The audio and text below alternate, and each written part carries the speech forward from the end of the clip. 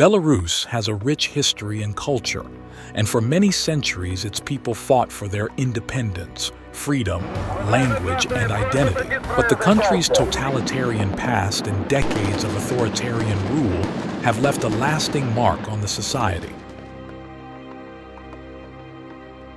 For a long time, a pervasive sense of futility cast a shadow over the nation as any grassroots efforts to foster change ended in disappointment.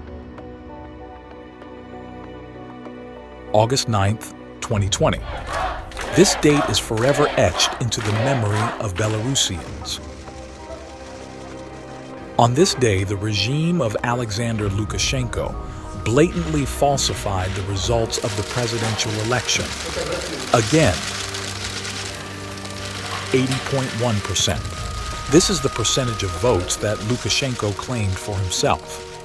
But this time, the Golos platform amassed evidence and clearly proved to both Belarusians and the world that the surprise candidate of the Democratic Forces, Sviatlana Tsikhanouskaya, got 56% of the votes. You've given me your votes, and I'm incredibly grateful. I do understand why you made this decision. We all have a common desire to break out of the endless cycle in which we have been trapped for 26 years. Belarusians finally saw each other's support and a chance to build a better future for themselves. But autocrats around the world have been learning from each other and employing well-rehearsed tactics. In fact, members of the so-called Dictators Club lend each other considerable support. The case of Belarus vividly showed how such a collaboration works. The Kremlin decided to throw its support behind Lukashenko when it became clear that his regime was faltering and struggling to quell the massive protests. Under the relentless pressure of both regimes, a noticeable shift began to emerge. Months of inhumane brutality unleashed by the security forces took a devastating toll on the peaceful demonstrators.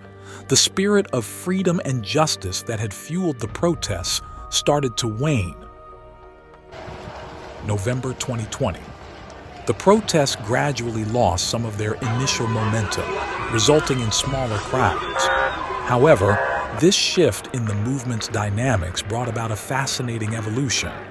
Rather than large-scale demonstrations, it gave rise to a tapestry of small, community-driven protest rallies and impromptu flash mobs that spontaneously energized different parts of the capital.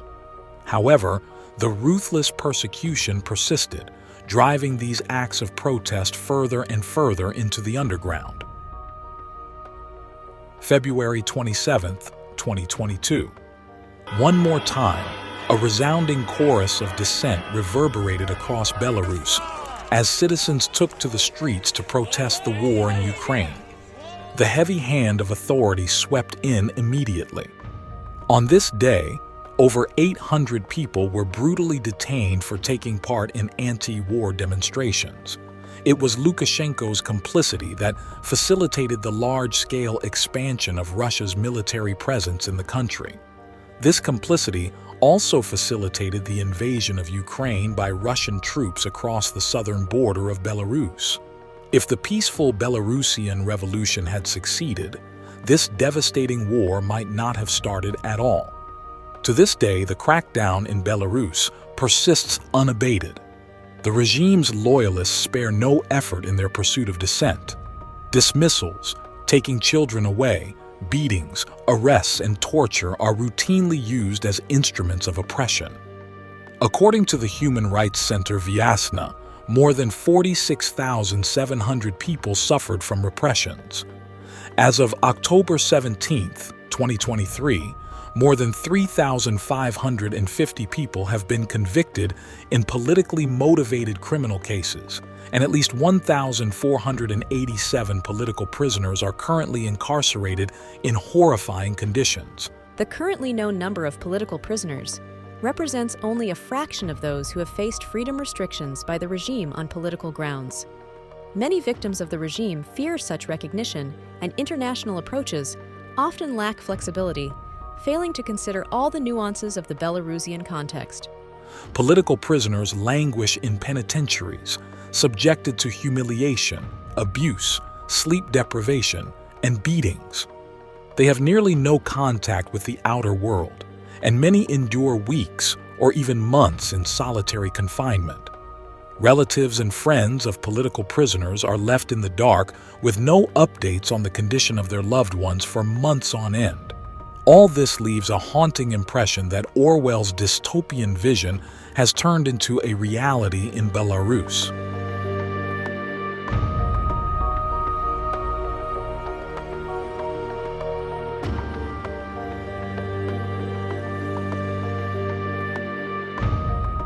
Protests have become rare, but this does not mean that Belarusians have come to terms with the new totalitarianism.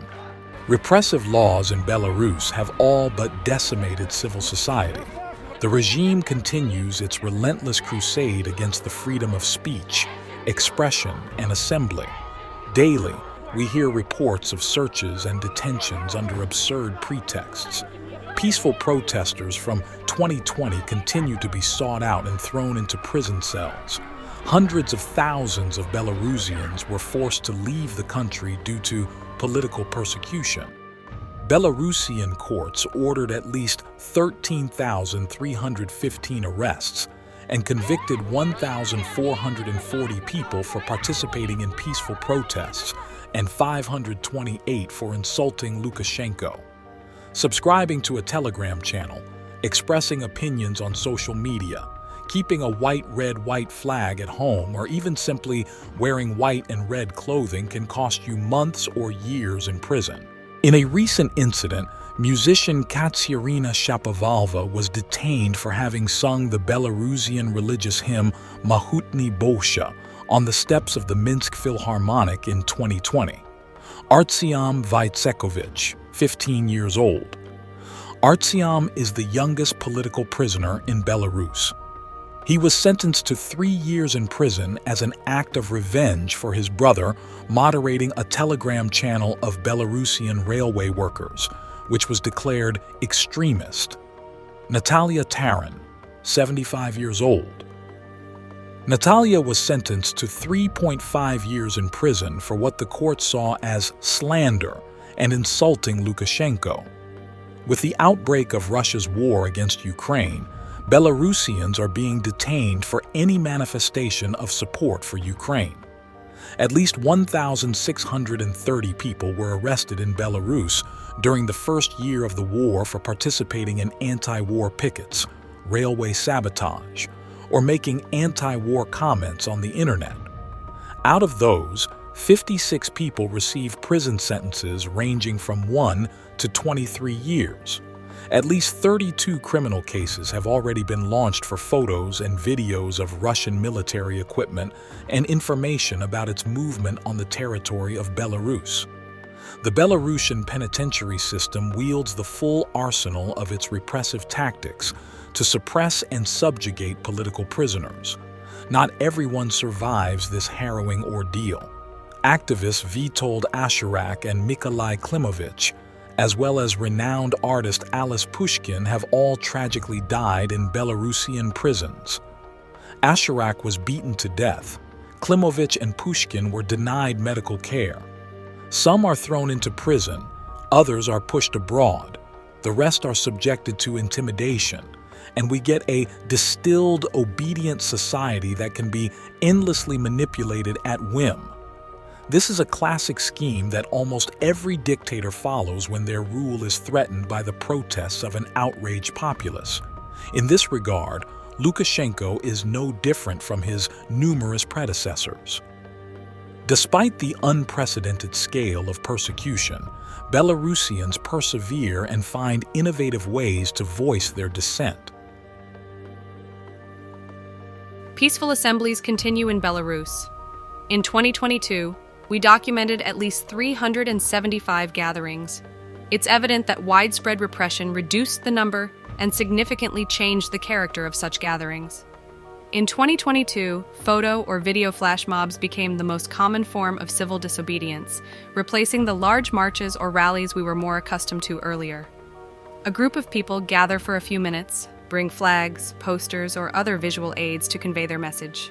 They quickly assemble, make their statement, and then disperse. According to Boris Haretsky from the Belarusian Association of Journalists, people living in Belarus continue to seek information from independent sources, follow the agenda of independent media, and rarely discuss the stories served by the propaganda. The Political Sphere Institute estimates that no less than 180,000 people have left Belarus in the past 3 years. According to the PACE estimates, between 200,000 and 500,000 Belarusians were forced to leave the country during this period. Most of them fled political persecution from the Lukashenko regime. It is as if one of the largest cities in Belarus, Hrodna, Brest, or Hamel, disappeared from the face of the earth. But leaving your home country doesn't mean severing all ties. The Belarusian diaspora is a force to be reckoned with. Most of the newly exiled are under 40 and bring with them a wealth of knowledge and experience, thanks to their strong educational background. Many of them not only keep abreast of the events back home, but are actively engaged, taking a stand and making their voices heard. A study by the Center for New Ideas found that both the diaspora and Belarusians within the country understand that exerting pressure on the regime and bringing about change can only be accomplished through joint efforts. Sviatlana Tsikhanouskaya first became the face of the Belarusian protests and then the leader of the opposition in exile.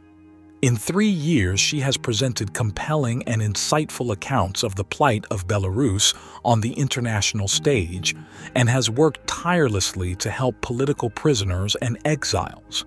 She underscores the crucial distinction between the Belarusian people and the regime oppressing them. In a recent attempt to pressure the ones who left, Lukashenko has issued a decree that prohibits Belarusians in exile from obtaining new passports and other official documents at embassies and consulates. But Sviatlana Tsikhanouskaya and the democratic forces of Belarus are developing an alternative to the state passport that will help secure legal status for Belarusians abroad. This groundbreaking initiative has been dubbed the Passport of New Belarus. Work is currently in progress to secure its official recognition in different countries. The highly anticipated issuance of these passports could begin in early 2024. September 2023, Warsaw. The first Congress of Belarusian Culture in Exile brought together hundreds of authors, artists, and musicians from different European cities. This event is just one of many examples that demonstrate the commitment of Belarusians abroad to preserve and promote their cultural identity. Belarusian activists across Europe and North America, even as far as Brazil and Japan, have spearheaded a wide array of captivating cultural and educational initiatives, from art exhibitions and music festivals to language classes and leadership workshops. A dynamic collaboration of Belarusian research centers has given rise to the Ideas Bank platform, where diverse voices and perspectives converge to create insights and proposals, laying the groundwork for transformative initiatives. The project initiators advocate reforms owned by people, insisting that Belarusian citizens themselves are the architects and builders of the new democratic Belarus. They firmly believe that having a clear vision of the future will help pave the way towards a real transformation.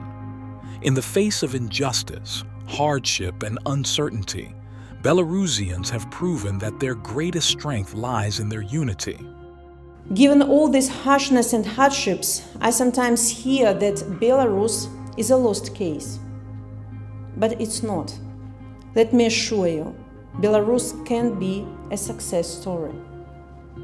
Why am I so positive about it? Because I know the Belarusian people. A pensioner from Minsk called me some time ago.